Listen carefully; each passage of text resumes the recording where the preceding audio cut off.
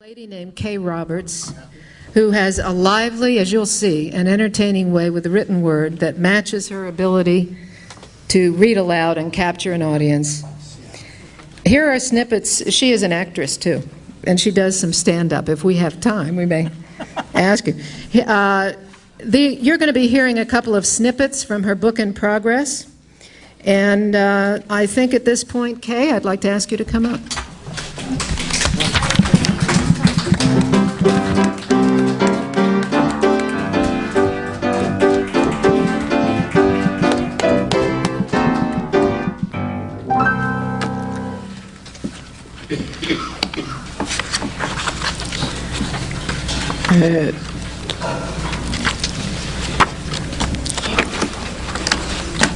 Good afternoon. Where Do We Go From Here by Kay Roberts. I was born the day they first sold beer after the repeal of Prohibition. My mother was just 18. She and my father, along with another young couple, had eloped in January of 1933. My mother always blamed her girlfriend for pushing her into it. It might have been Nigel, who looked like Linda Darnell, the 1940s movie star, or maybe Daisy Delaney, whose name is such fun to say. I don't really know, and I guess it doesn't really matter now. My mother left my father 2 years later, not because of anything he had done, except perhaps say, "So what?" one time too many. She left because she wanted to sow her wild oats with Uncle Charlie, who was, by the way, the only non-relative I was ever allowed to call by a familial title. Uncle Charlie was the uncle of one of her girlfriends. I don't know if I ever knew if it was the same friend or not.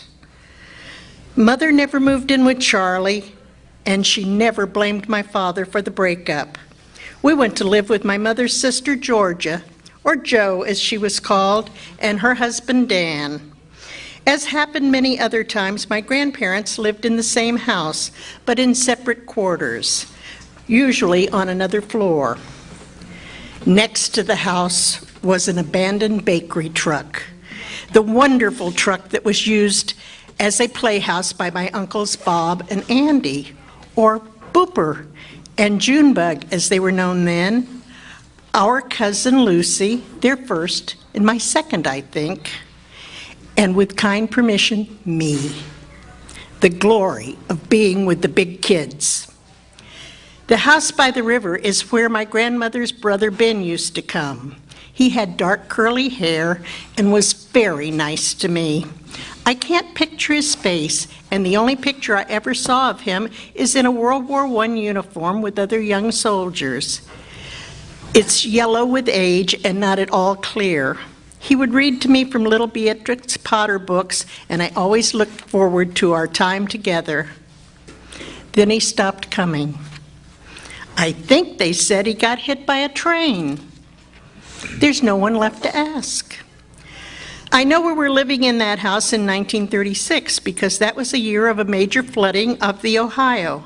And although I was only 2, I remember being handed out the window into a rowboat.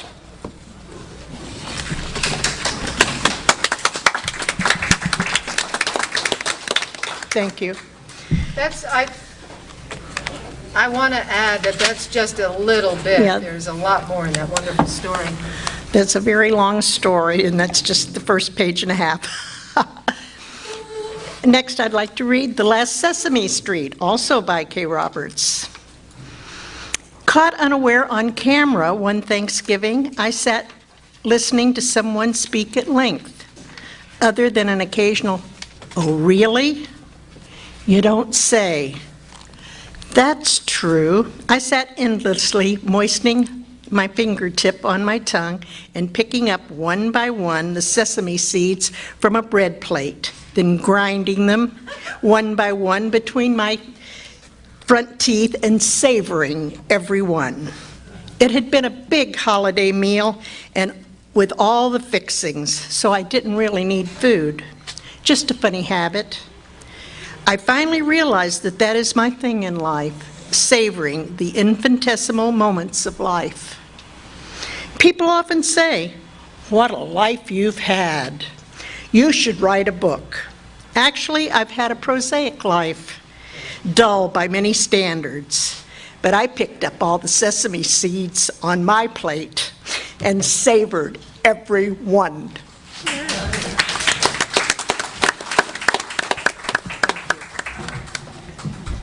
Isn't she terrific?